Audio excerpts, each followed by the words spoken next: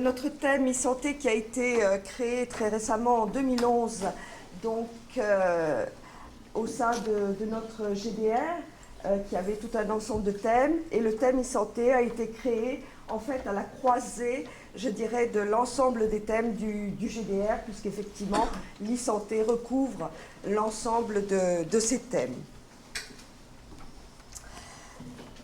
Alors, un très grand merci donc aux orateurs qui ont accepté effectivement de venir faire part de leur très grande expérience et très grande expertise dans le domaine donc, des TIC pour l'écosystème du soin à domicile.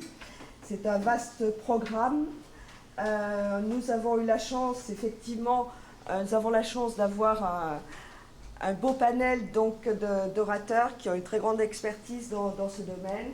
Il est très important effectivement pour nous chercheurs, effectivement dans nos futures stratégies de recherche, d'avoir l'opinion de l'ensemble de ces experts pour effectivement essayer d'approfondir au maximum donc nos recherches futures. Donc je ne vais pas faire de grands discours, je vais simplement appeler donc le premier orateur, donc Jacques Duchesne, qui est directeur de l'Institut Charles Delaunay à Troyes, et également président de MADOPA, président d'honneur peut-être maintenant, m'as-tu dit. Et donc je te laisse la parole, Jacques. Merci beaucoup. Je suis honoré d'être là pour parler des recherches que nous développons à l'UTT et puis des éléments connexes aussi autour du repérage et du suivi de la fragilité. Donc, d'abord, le titre, c'est celui que j'ai proposé là. En fait, on va resserrer un petit peu par rapport à ce titre-là pour ne pas développer trop, mais pour susciter plutôt des interrogations, des questions, des commentaires. Je pense que c'est aussi l'objet de ce type de réunion. C'est moins de faire du baratin que d'effectivement d'échanger et d'interagir. Simplement, ce que je voulais dire, c'est que tout ce que je vais dire ici, évidemment, c'est d'abord dans le contexte de l'Université de technologie de Troyes, dans une petite équipe autour de e-santé, mais que ça rentre dans un contexte. Et évidemment, ce type de recherche ne peut que rentrer dans un contexte. Si on les fait sans regarder autour de nous, je pense que c'est même pas la peine de commencer. Donc le contexte, c'est quoi? Eh bien, le contexte, c'est d'abord les centres experts du CNR. Donc, vous savez tous, mais je pense que Bruno en parlera probablement, donc je vais pas épiloguer là-dessus. Mais la préoccupation de base, c'est de dire, bon, comment peut-on faire pour que, au travers d'un certain nombre de solutions, je ne parle pas nécessairement de technologie, au travers d'un certain nombre de solutions, comment faire pour pouvoir apporter du mieux. Et apporter du mieux, après, vous catalogez du mieux dans la vie, du mieux dans la santé, du mieux dans la collaboration, etc. Voilà. Et ces questions-là, pour pouvoir se les poser dans de bonnes conditions, il faut se les poser à plusieurs. Et donc l'UTT a d'abord rassemblé autour d'elle dans une association qui s'appelle MADOPA, Maintien en autonomie à domicile des personnes âgées. Donc l'UTT a rassemblé l'ensemble des acteurs qui ont de la valeur, qui ont de la compétence, et qui ont de la complémentarité par rapport à ces questions du maintien en autonomie à domicile. Parce qu'on a considéré qu'on ne pouvait pas élaborer seul des solutions de ce type. Il faut que tout le monde soit là. Tout le monde, c'est les financeurs, c'est les chercheurs, c'est les innovateurs, c'est les industriels, c'est les technopoles, c'est les médecins, c'est les CHU, etc. Donc, c'est tous ces gens-là qui ont été regroupés au sein de MADOPA pour pouvoir discuter de façon correcte de tout ça. Et puis, puisque maintien en autonomie à domicile, eh bien, domicile, c'est Habitat. Habitat, comment intégrer tout ça dans l'habitat, d'où le sens de notre participation au Centre d'expertise nationale Habitat, où nous sommes spécifiquement responsables de l'animation recherche. Évidemment, c'est la seule chose qu'on sache à peu près bien faire. Et donc, c'est dans ce cadre-là, effectivement, qu'on est dans le CN Habitat.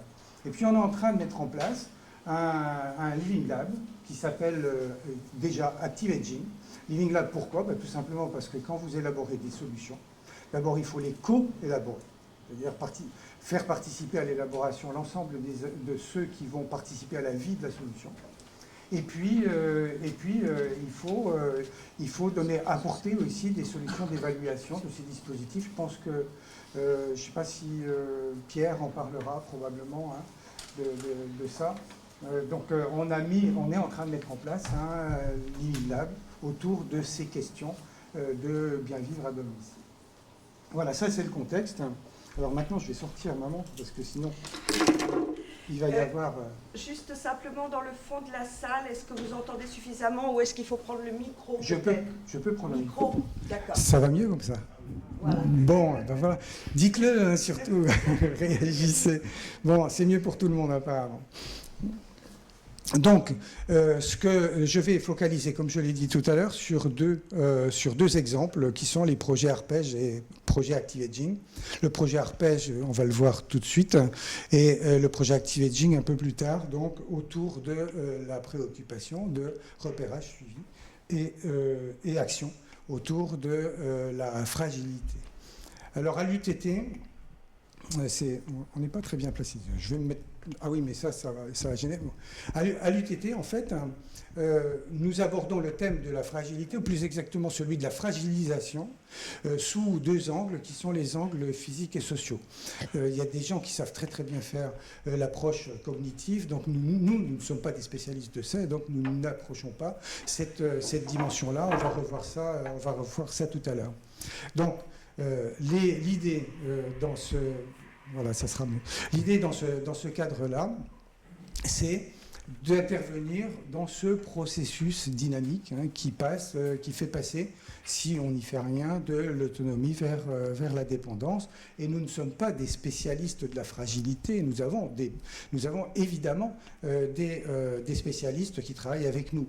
Nous sommes des technologues, c'est-à-dire que nous parlons avec l'ensemble de l'écosystème des personnes âgées pour pouvoir essayer d'intervenir de la façon la plus intelligente possible. Et donc nous abordons cette fragilisation sous trois formes. Un, le repérage, c'est le projet Arpège dont on va parler tout à l'heure. Deux, le suivi. À partir du moment où effectivement la personne est en phase de fragilisation mais souhaite continuer à avoir une vie sociale, et c'est le souhait de tout le monde, je pense, il faut pouvoir avoir des indicateurs de suivi de cette fragilisation et puis apporter des solutions. Alors là, ce n'est pas nous. Ce sont vraiment les professionnels. Nous donnons des éléments d'alerte. Les professionnels, eux, interviennent par des actions, qui peuvent être des actions très simples. Un peu de kiné de temps en temps, c'est pas mal pour redonner un peu de tonus à la personne et lui permettre de réaugmenter sa capacité de mobilité, par exemple. Donc voilà, nous allons parler de tout ça. Alors, pour regrouper un peu, alors ça c'est une taxonomie que vous pouvez contester, il n'y a aucun problème là-dessus, c'est juste une façon de présenter les choses. Sur les lignes, donc, il y a les différentes formes de fragilité, et on sait bien que la fragilité dans son ensemble, ça intègre l'ensemble de ces trois thèmes qui sont fragilité physique, fragilité sociale, et ce que j'ai appelé fragilité cognitive, qu'on peut appeler aussi différemment, évidemment. Et puis, sur les colonnes, c'est le temps, plutôt.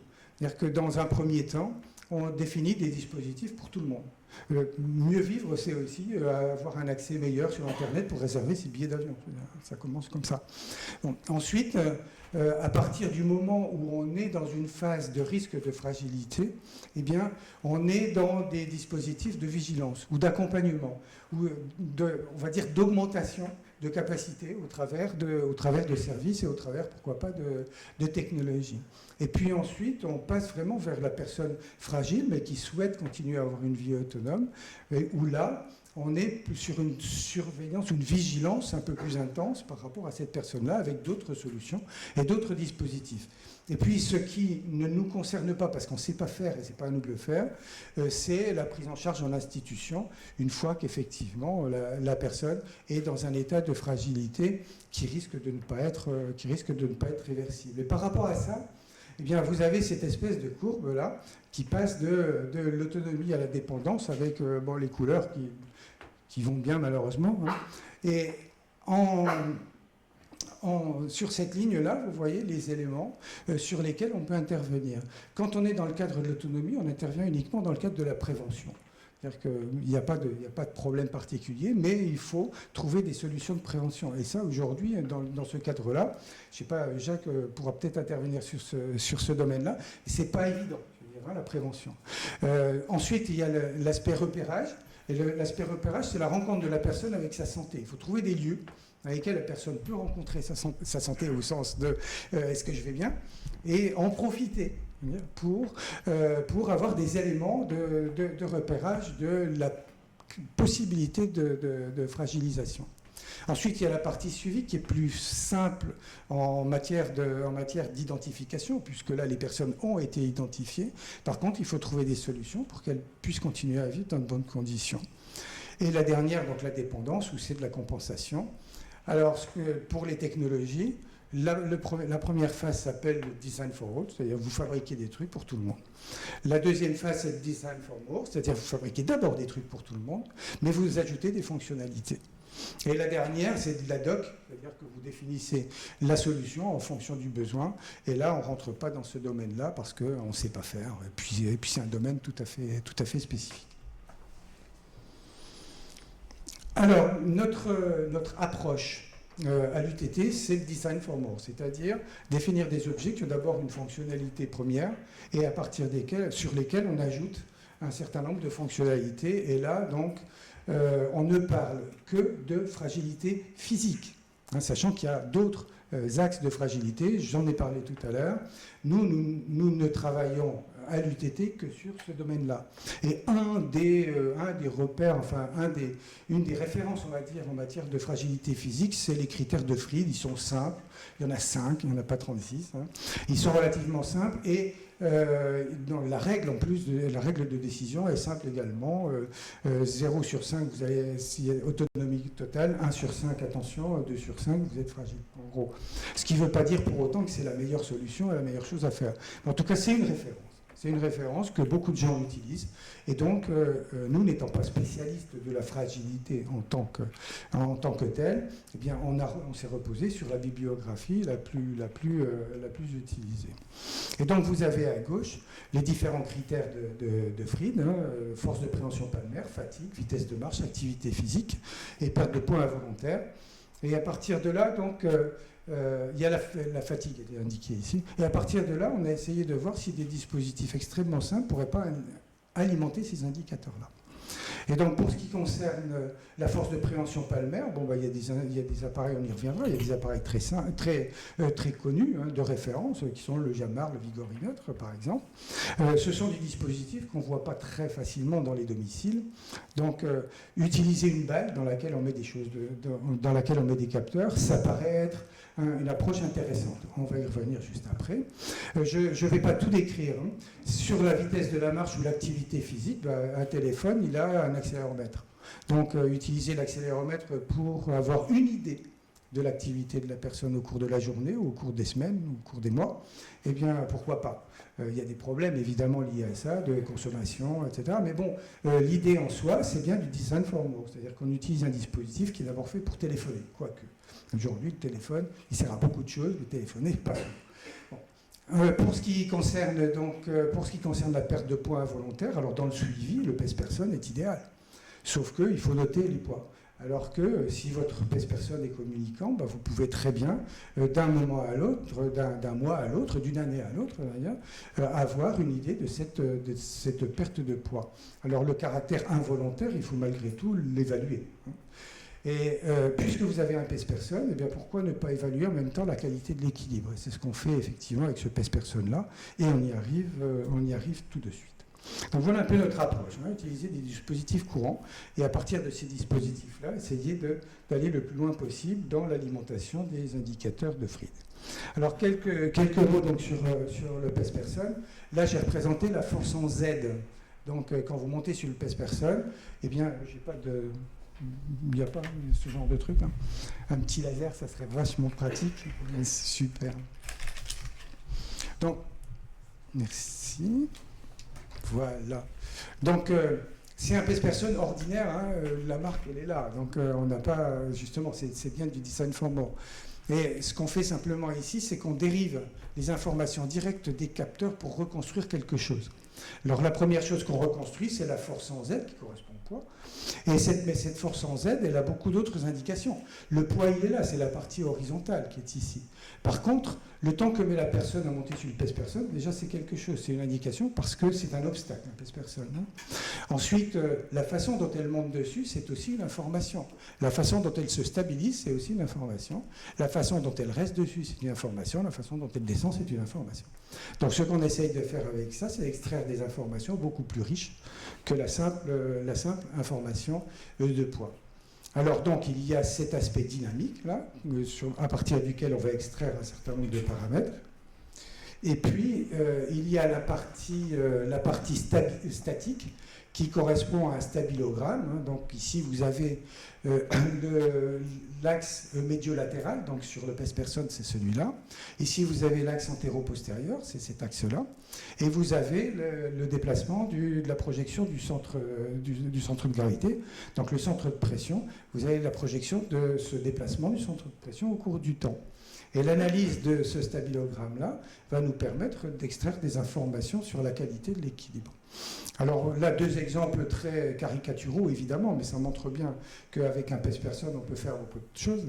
Donc ici, c'est une personne contrôle, un stabilogramme qui est relativement resserré, une courbe de FZ qui est parfaitement on va dire, directe, en fait.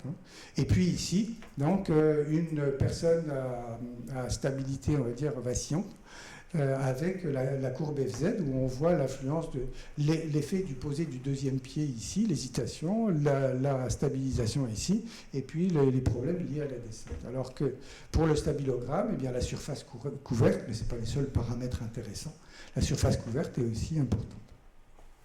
Donc on peut utiliser ça effectivement pour quantifier même la qualité de l'équilibre. Et on a proposé un score qui est un score empirique, vraiment empirique, à partir de 4 paramètres, le retard avant la montée, le temps de la montée, la surface du stabilogramme et puis la vitesse de la trajectoire. Les deux derniers ici sont des paramètres qui sont classiquement utilisés en stabilométrie. Donc on n'a pas inventé quoi que ce soit pour l'instant, on a utilisé ça. Alors on a des résultats extrêmement intéressants mais qui ne sont pas encore publiés, donc je ne peux pas trop vous les montrer aujourd'hui. Mais ils montrent bien qu'effectivement, pour des classes de population qui ne sont pas si éloignées que ça, eh bien l'ensemble qualité d'équilibre là, avec son score, permet effectivement d'avoir des informations intéressantes. Voilà. Une illustration, alors prenez-la comme telle. C'est une personne, ça c'est le score, donc le score empirique dont je vous parlais tout à l'heure. Une personne qui a été alitée pendant pas mal de temps à l'hôpital, donc elle rentre à la maison, son équilibre est précaire naturellement, c'est-à-dire par nature. Puis elle a eu un renforcement, vous voyez, c'est des jours ici, 500 jours. Donc l'expérimentation a duré un bon moment. Et puis petit à petit, elle a récupéré de l'activité, là elle était en vacances avec ses enfants. Et puis elle est rentrée chez elle et petit à petit son activité a diminué. Et une chute est intervenue à ce niveau-là. Alors prenez ça vraiment comme une illustration, rien de plus que ça. Ça n'est en aucun cas une démonstration. Mais ça montre qu'effectivement, on peut suivre sur une durée très importante la qualité de l'équilibre. Le démonstrateur, c'est ça en fait. Mais la tablette tactile qui est ici, on peut s'en passer largement. On utilise un téléphone portable et ça donne les mêmes informations et les mêmes capacités de communication. Donc ce pèse-personne-là, il est en cours d'industrialisation. Il devrait y avoir 100 000 exemplaires sortis à la fin de l'année, me semble-t-il. Et puis après, en fonction du marché, évidemment. Donc voilà quelques exemples d'interface où on propose aux professionnels, d'une part évidemment les deux courbes que je vous ai montrées, mais aussi un détail du score au travers de radars. C'est assez classique maintenant de présenter des choses comme ça. Puis de façon plus globale, on présente aussi le score, le poids, l'IMC, l'IMG, voilà. Toujours sous forme de radar. Alors on essaie d'aller plus loin par rapport à ça. On essaie d'aller plus loin parce que on n'est pas très satisfait de l'exploitation qu'on fait de la partie statique. Aujourd'hui, on utilise vraiment des paramètres qui sont très globaux, grossiers, on va dire, et qui incluent beaucoup de choses, qui ne sont pas nécessairement les meilleurs indicateurs de la qualité d'équilibre. Donc, comme les signaux antéro-postérieurs et médio-latéraux sont par nature oscillatoires, on est en train de regarder ce qui se passe lorsqu'on fait des décompositions de type ad hoc oscillatoire. Et une des méthodes actuellement en vogue, c'est la décomposition modale empirique, ou EMD, pour laquelle on sélectionne un certain nombre d'éléments de décomposition qui devraient être plus caractéristiques, alors plus par rapport à quel critère ensuite, hein, et le critère n'est pas simple à trouver, donc qui pourrait être plus caractéristique de cette qualité d'équilibre. Et on a accès à la fréquence instantanée, on a accès à une surface corrigée qui permet d'éliminer tout ce qui est artefact par rapport à ce qu'on recherche en matière de qualité d'équilibre. On en est là, hein, pour l'instant, sur ce travail. Mais la question qu'on se posera de toute façon ensuite, c'est quel est le bénéfice qu'on va recueillir d'une méthodologie comme ça par rapport au coût de calcul, au coût du dispositif qu'on va mettre à disposition. Voilà encore un exemple. Bon, je passe là-dessus, je les ai récupérés hier soir, donc j'ai pas beaucoup de commentaires à faire pour l'instant. C'est aussi des stabilogrammes, mais après filtrage. Et on a donc ici, et ça peut être intéressant, on a des zones qui sont beaucoup plus, on va dire, elliptiques, ellipsoïdales, plutôt que les stabilogrammes bruts. Mais bon, je passe pas de commentaires là-dessus pour l'instant, s'il est beaucoup trop tôt. Alors maintenant, donc, les informations qu'on peut retirer de ça, il n'y a pas que la qualité de l'équilibre. La perte de points volontaire, on en a déjà parlé. La qualité de l'équilibre, bien sûr, mais aussi, il y a un test intéressant qui est le test d'appui unipodal. Et le test d'appui unipodal, c'est un des tests cliniques qui est utilisé dans le cadre des évaluations gérontologiques. Eh bien, on peut très bien faire ce test-là sur le PES-personne, avec en plus la qualité d'équilibre unipodal. Donc voilà les pistes sur lesquelles on travaille aujourd'hui pour augmenter un petit peu les informations donc extraites de ce PES-personne. Pour la grip ball maintenant, alors, la grip ball c'est quoi? La grip ball c'est une balle. Voilà, c'est ça, exactement ça. Hein, vous voyez que ça d'ailleurs quand vous l'utilisez. Et cette balle, elle a d'abord été conçue pour mesurer la force de préhension palmaire, puisqu'on sait que la force de préhension palmaire c'est un des éléments importants en matière d'évaluation de la fragilité. Mais on a voulu faire quelque chose de type design for more à nouveau, c'est-à-dire ne pas utiliser les dispositifs classiques. Et donc dans la balle, on a mis des capteurs, on va voir ça mais très rapidement, on a mis des capteurs, on a mis des moyens de communication, on a mis des moyens de recharge, etc. Donc tout ce qu'il faut en électronique pour pouvoir la faire fonctionner sans absolument aucune connexion filaire, que ce soit pour son fonctionnement, que ce soit pour sa recharge.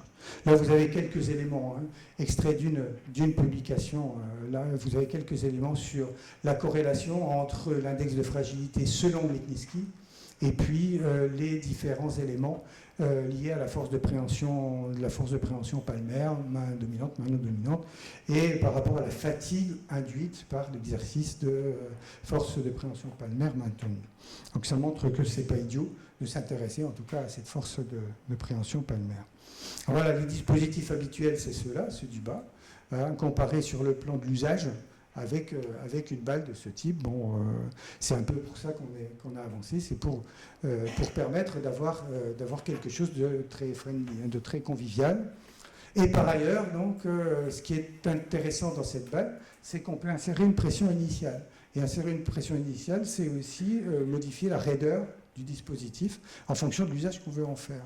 Selon la dynamique qu'on veut donner au mouvement, eh bien, on peut gonfler plus ou moins cette balle. Et une autre publication, donc, qui va sortir bientôt aussi, donc, pour laquelle je ne veux pas encore montrer les résultats, il faudra quand même que je revienne un jour, eh bien, montre qu'on a un modèle qui permet, quelle que soit la pression initiale, d'en déduire donc la force équivalente, on va dire, de préhension palmaire, puisqu'ici, dans la balle, il s'agit de pression, et dans l'élément de référence, il s'agit de force exercée.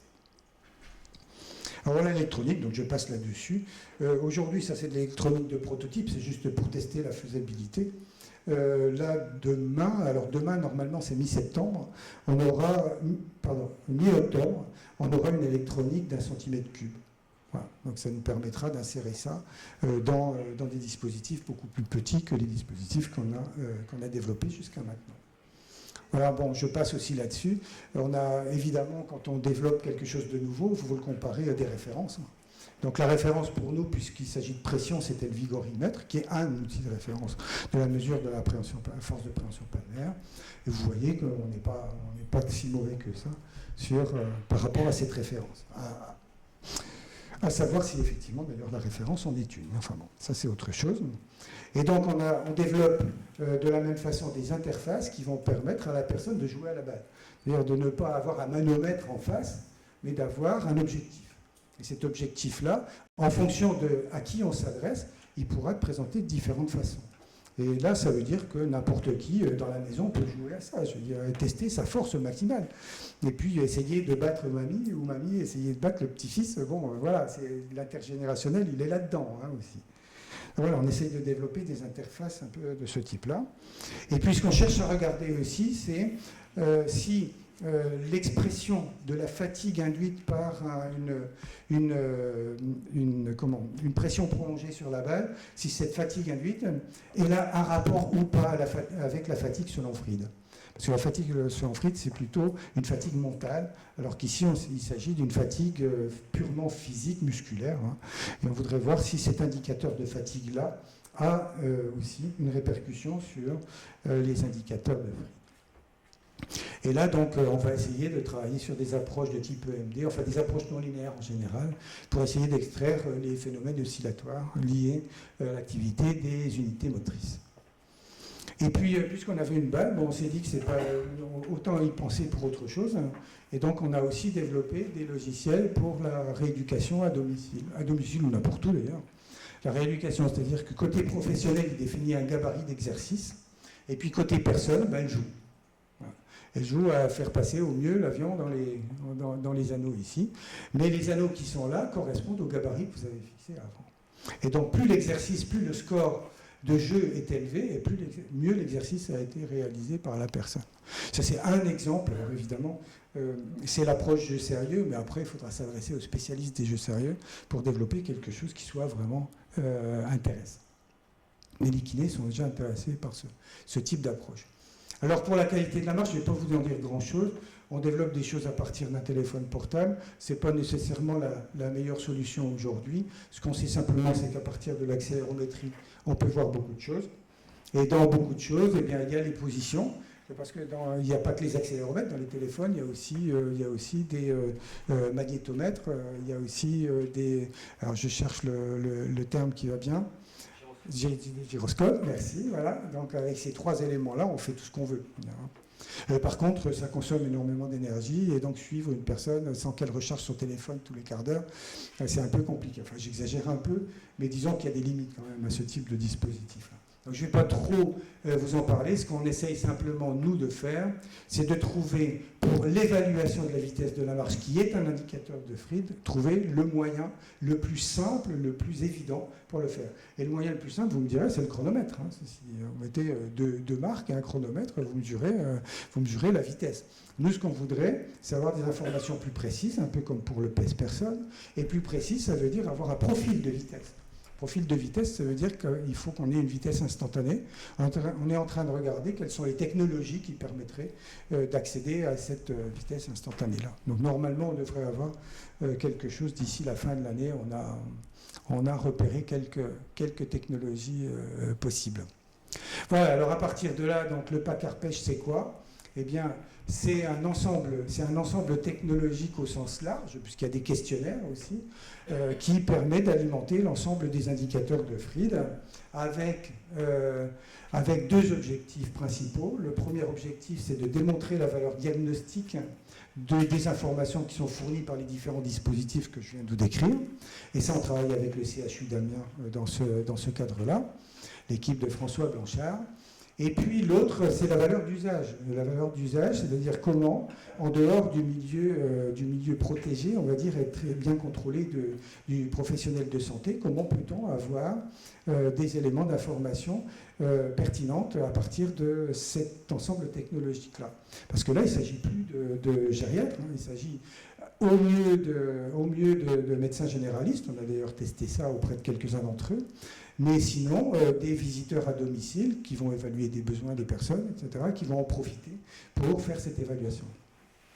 Donc la valeur d'usage, c'est un programme, et vous voyez qui est intéressé par ça. C'est un programme qui est financé entièrement par la CARSAT Nord-Est. Ça montre bien que quelque part, ils ont besoin d'avoir des éléments d'indication qui vont au-delà des informations qu'ils ont à présent. Donc, bon, je passe là-dessus, hein, c'est l'ensemble des étapes que nous comptons suivre. Alors, il y a un autre programme qui utilise les mêmes dispositifs, mais au domicile cette fois et dans un cadre uniquement d'évaluation d'usage. Alors, ARPEJ, c'était repérage. Active Aging, ce programme, c'est suivi cette fois. Donc des personnes ont été repérées et sont suivies au domicile au travers des technologies qu'on a vues ici, qui sont redécrites là. Ça se passe aux Pays-Bas, parce que les Pays-Bas ont financé largement cette étude-là. Donc nous recevons des euros des Pays-Bas pour travailler avec. Il n'y a aucun financement national dans ce cadre-là. Et l'idée, c'est un principe de coaching. C'est-à-dire que les personnes ont des objectifs, et le suivi donc, va correspondre à la tenue ou pas de ces objectifs avec la correction nécessaire en fonction du résultat intermédiaire.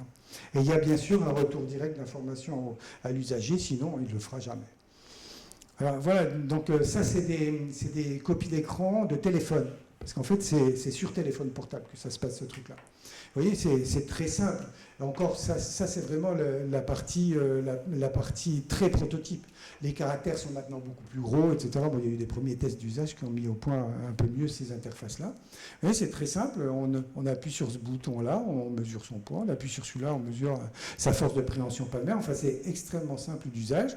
Et la personne, elle a un retour sur ce qu'elle a fait, un retour instantané et un retour sur la durée. Elle peut consulter à n'importe quel moment donc, le profil de ces différents paramètres. Et par ailleurs, donc, il y a une équipe médicale qui suit également ces paramètres pour pouvoir réagir par rapport aux objectifs initiaux. Donc voilà un peu les éléments de suivi, de repérage et de suivi de fragilité tels qu'on les conçoit nous à partir de technologies qui sont des technologies for more, hein, comme je l'ai décrit tout à l'heure, et pas des technologies définies ad hoc pour cet usage-là. Et donc je reviens quelques instants, et ça sera vite fait, mais ça me permettra d'être à l'heure, hein, finalement, puisque je crois qu'on m'avait donné à peu près 30 minutes, c'est ça ? Donc sur les structures d'appui. Et donc la première structure, c'est donc celle dont je vous ai parlé en introduction, qui est l'association Madopa. C'est une association ouverte, c'est-à-dire qu'elle accueille toutes les structures qui ont envie effectivement d'avoir un espace de débat, un espace d'information, un espace de confrontation autour de cette question de la fragilité et des méthodologies d'évaluation, des solutions, des dispositifs susceptibles de servir cette thématique-là. Alors, depuis 2 jours, je pense que Madopa a été labellisé Centre Expert du Centre National de Référence Santé à Domicile et Autonomie pour sa compétence, hein, uniquement, donc, qui est traduite ici. C'est important parce que ça permet aussi d'avoir un réseau d'acteurs élargi par rapport au réseau déjà important de Madopa. Voilà quelques éléments de participation. Il y en a d'autres depuis, hein, parce que je pense il y a eu 7 nouvelles structures qui ont adhéré à Madopa entre les mois de mai et de juin. Donc c'est ouvert. C'est ouvert, mais ce n'est pas ouvert aux individus, c'est ouvert aux structures. Parce que ce sont les structures, effectivement, qui représentent les différents champs de compétences dont on a besoin pour parler à peu près intelligemment de ces questions-là. Voilà.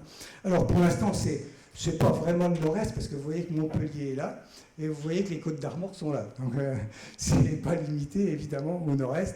C'est simplement un effet graphique parce qu'au départ, évidemment, cette initiative est partie de Troyes.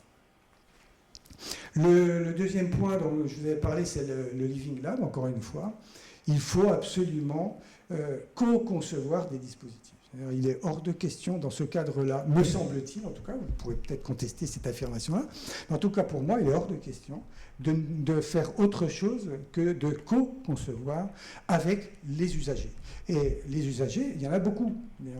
Les usagers, c'est les usagers professionnels, c'est les usagers finaux, c'est les usagers industriels qui vont assurer la maintenance, c'est les usagers qui vont installer, etc.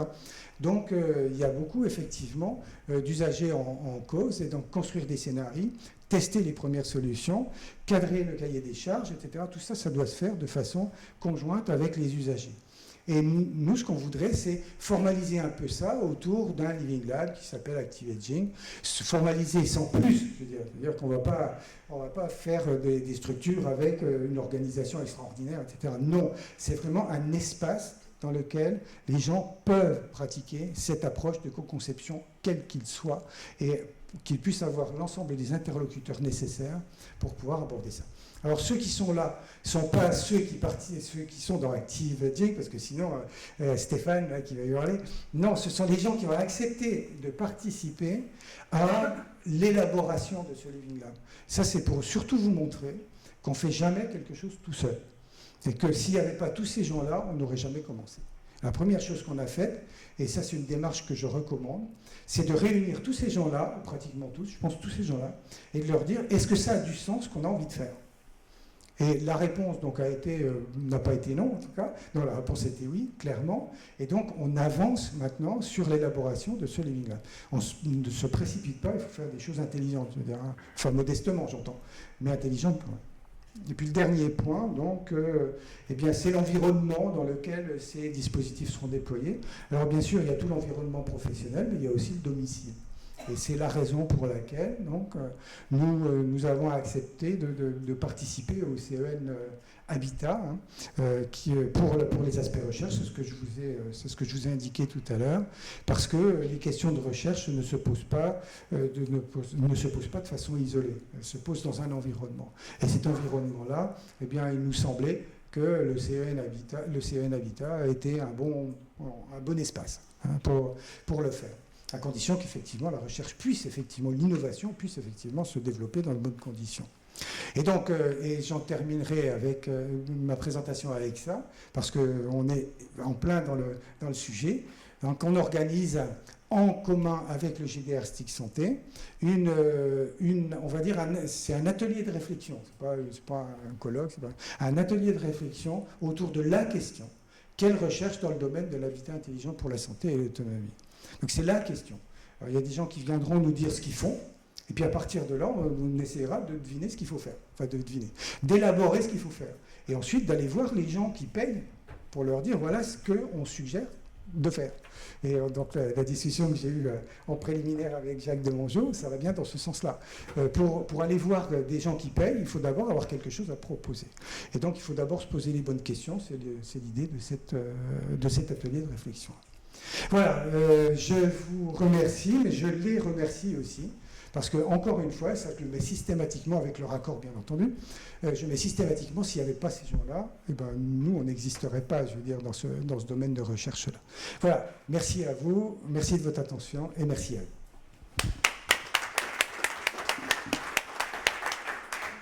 Vous avez montré comment vous calculez des indicateurs à partir des indicateurs que vous allez qualifier vous-même d'empiriques en fait, à partir des données qui sont issues en particulier voilà, c'est le score. Voilà. Et donc ma question c'est comment on passe justement de ces scores empiriques vers quelque chose qui est validé au point de vue médical, etc. Quelle démarche on suit pour avoir cette validation, experte médicale? Alors il y a deux étapes. La première étape, c'est effectivement le projet Arpège en soi pour ce qui concerne la valeur diagnostique, où il faut confronter les informations qui sont fournies par ces dispositifs avec les informations qui sont recueillies dans le cadre général de la consultation gérontologique ou gériatrique. Donc ça, c'est la première chose. Et tant que ça n'a pas été fait, c'est-à-dire tant qu'on n'a pas montré qu'effectivement ces dispositifs ont une valeur, eh bien, personne ne s'en servira. Il faut des référentiels pour ça. Et puis, pour ce qui concerne le score, alors là, on est uniquement sur la qualité d'équilibre, pour le coup. Lorsqu'on parle de score, eh bien, il faut confronter ça à soit des classes de population, soit à l'évolution de personnes au cours du temps, attestées par d'autres indicateurs. Donc on a systématiquement besoin de références. Dans tous les cas, on a besoin de références. Alors les premières références qu'on a utilisées, nous, pour la qualité de l'équilibre, c'est la relation que pouvait avoir ce score de qualité d'équilibre avec des indicateurs qui sont directement ou indirectement liés au risque de chute, que sont d'une part la vitesse de la marche et d'autre part le temps d'appui unipodal. Donc on a pris ça en référence et on a regardé comment, à partir du score qu'on avait établi, on avait une corrélation ou pas avec ces informations-là. Et donc c'est pareil, on travaille avec quelqu'un qui n'est pas loin d'ici, puisque c'est Pierre Rumeau, hein, à Toulouse.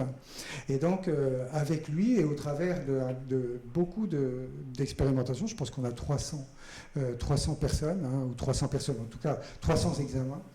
On a donc des classes de population avec des mesures de vitesse de marche, avec des mesures de temps d'appui unipodal, et on regarde quelle est la meilleure combinaison des paramètres. Donc dans un premier temps, on a regardé si le score empirique avait du sens. Donc publication, si Pierre accepte de rédiger sa partie, on va pouvoir publier ça bientôt. Donc il n'y a pas de souci. Donc là, ça a du sens. Je peux vous le dire sans le montrer, évidemment, mais ça a du sens. Par contre, lorsque on recherche la meilleure combinaison des paramètres, on n'est d'abord pas loin du score empirique, qui est simplement un quart, mais qui permet encore d'améliorer la relation. Mais ça, c'est fait par rapport à un élément qui est, par exemple, la vitesse de la marche. Avec d'autres éléments de comparaison, d'autres critères, on aurait forcément des combinaisons différentes. Forcément. Donc, quand on cherche à optimiser quelque chose, vous savez très bien, on cherche à optimiser par rapport à un objectif. Et cet objectif-là, il est différent suivant qu'on parle de risque de chute, suivant qu'on parle d'équilibre au sens kiné du terme, suivant qu'on parle, etc. Donc, à chaque fois, les choses sont différentes. Mais effectivement, la validation se fait comme ça. Alors, dans la continuité en fait de cette question, personnellement, donc ce qui m'interpellait en fait, c'est comment gérer la fusion dynamique des données, comment gérer cette dynamique à la fois dans le temps et dans l'espace des paramètres notamment.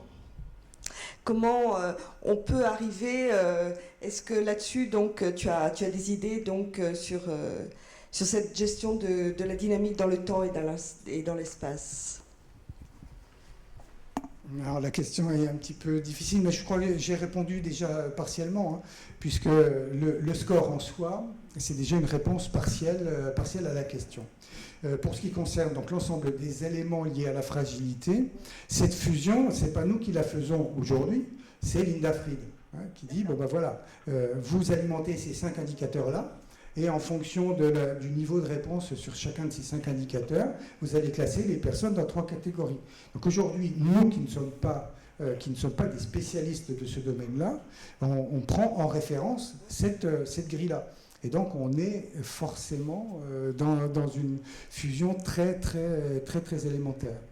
Alors maintenant, fusion spatiale, je suppose que c'est l'ensemble des informations, mais là donc je réponds à la question. Et sur les aspects temporels, ce qui est intéressant effectivement dans le suivi, c'est moins la fusion que l'extraction d'autres informations qui ne sont pas nécessairement les mêmes que dans les aspects statiques, c'est-à-dire à T0. Et là, on a beaucoup de difficultés. Vous avez vu les échelles de temps, hein, sur l'illustration que je vous ai montrée. C'était 500 jours. 500 jours, une chute. Bon. Ce qui veut dire qu'il faut avoir le temps, il faut prendre le temps, effectivement, mais il ne faut pas faire n'importe quoi. Il faut vraiment construire un protocole qui ait du sens, à la fois par rapport aux personnes qui vont être concernées par cette évaluation-là, et qui ait du sens par rapport à ce qu'on veut démontrer. Et ce n'est pas aussi évident de dire ce qu'on veut démontrer parce qu'on se heurte à nouveau à la référence. C'est quoi la référence de ça marche ou ça ne marche pas? Et là, on a toujours des difficultés de formalisation de cet aspect-là. J'imagine en plus, d'après ce que tu as expliqué, effectivement, c'est que c'est pas toujours donc les mêmes paramètres, donc au cours du temps, ça peut changer, etc. Donc c'est ça. Hein, donc suivant ce qu'on observe justement, d'où vraiment la difficulté. Oui, je voudrais faire, parce que dans la thèse de Pierre Rumeau, donc il y avait un chapitre qui portait effectivement sur des échelles consensuelles, en particulier celles qui sont en réflexion à l'OMS. Alors je sais que les Français ne sont pas très très présents dans les groupes de travail de l'OMS, mais ils essayaient de faire une convergence donc entre les échelles handicap, alors purement physique, hein, je ne mets pas de cognitif là-dedans, les échelles fragilité, si tu veux, et puis des échelles qui sont utilisées par des gens qui font donc de l'activité physique adaptée ou carrément du sport, si tu veux, qui sont des échelles d'apprentissage, donc de certains exercices, les plus avancés étant certainement les alpinistes, les gens de l'ENSA de Chamonix, bon, qui avaient beaucoup travaillé sur ces échelles. Alors, est-ce que ces scores vont converger? Est-ce que, bon, là, vous avez pris le niveau Fried, là, j'ai plus aucun problème, mais est-ce que vous envisageriez, par exemple, de rentrer ou de suivre l'activité normative, si tu veux, de l'OMS qui, à terme, tu vois, quand on voit que la classification des maladies, ça aboutit à faire notre PMSI, puis à faire maintenant de la T2A, etc. Bon, c'est vrai qu'un jour ou l'autre, ce qui sort de l'OMS, c'est quand même assez... ça a une puissance de référentiel. Alors ça, est-ce que vous suivez? Je ne sais pas si tu te souviens, Pierre avait fait vraiment, dans sa thèse, allusion, si tu veux, à ce type de convergence possible. Je pense qu'il y a vraiment des gens qui... tu vois, réfléchissent à se dire, tout ça, le GIR, les gens du handicap, et ça faciliterait peut-être aussi les choses pour les industriels qui diraient, moi je vais vous permettre de vous classifier suivant la future classification MS. Hein, oui, donc, alors la réponse est en deux temps. Oui, mais c'est la même réponse dans un premier temps que tout à l'heure. Si on n'a pas de référentiel, on n'a rien du tout. On est d'accord. Bon. Maintenant, quel référentiel, effectivement? Et si on a créé Madopa, c'est aussi pour ça. C'est-à-dire que nous, on peut pas. Moi, je ne peux pas répondre à la question. Je serais bien présomptueux d'essayer d'y répondre, et ce n'est pas du tout ma spécialité, donc je ne peux pas répondre. Par contre, il y a des gens, effectivement, dans le groupe, qui peuvent répondre. Alors, répondre, je n'en suis même pas sûr, mais qui peuvent s'interroger de façon intelligente. Et c'est un peu la question, ça fait partie des cycles, je pense que certains d'entre vous ont été destinataires des différents titres, des séminaires qui ont été organisés par Madopa, et c'est toujours ça, je veux dire, on s'interroge collectivement sur une question à laquelle on ne sait pas répondre tout seul. Donc je n'ai malheureusement pas de réponse à te donner aujourd'hui, sinon qu'il faut aller forcément, si on veut que ce soit utile, il faut aller forcément vers le référentiel, le mieux, excuse-moi de la répétition, le mieux référencé. Il y avait une question.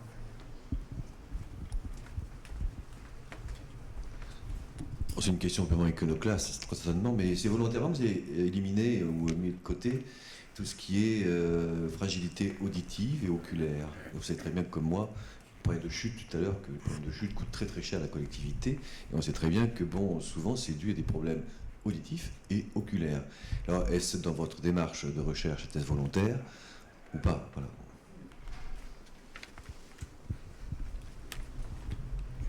Alors, la réponse, elle est très simple. Vous avez parfaitement raison sur l'importance qu'il faut accorder à ces déficits-là, qui sont effectivement des éléments importants, en particulier, non seulement sur le risque de chute, mais sur la rupture sociale, etc. Enfin, il y a beaucoup d'autres conséquences, effectivement, là-dessus. Simplement, nous, on reste lucide. C'est-à-dire que pour faire une bonne recherche, il faut d'abord se concentrer sur les domaines dans lesquels on est capable d'apporter un petit quelque chose. Sans prétention. Mais par contre, et c'est la même réponse que tout à l'heure, par contre, il faut s'entourer de gens qui savent. Et effectivement, on a des collaborations avec un certain nombre d'équipes qui, elles, savent très bien travailler dans ce domaine-là. Mais on n'y va pas parce qu'il y en a d'autres qui sont meilleurs que nous et parce qu'on peut être meilleur sur ce domaine-là. Ça ne veut pas dire qu'on ne s'y intéresse pas, ça veut dire qu'on regarde. Ça ne veut pas dire qu'on ne regarde pas. Mais simplement, donc, il faut savoir se limiter aux domaines dans lesquels on peut rendre un peu de service. Voilà.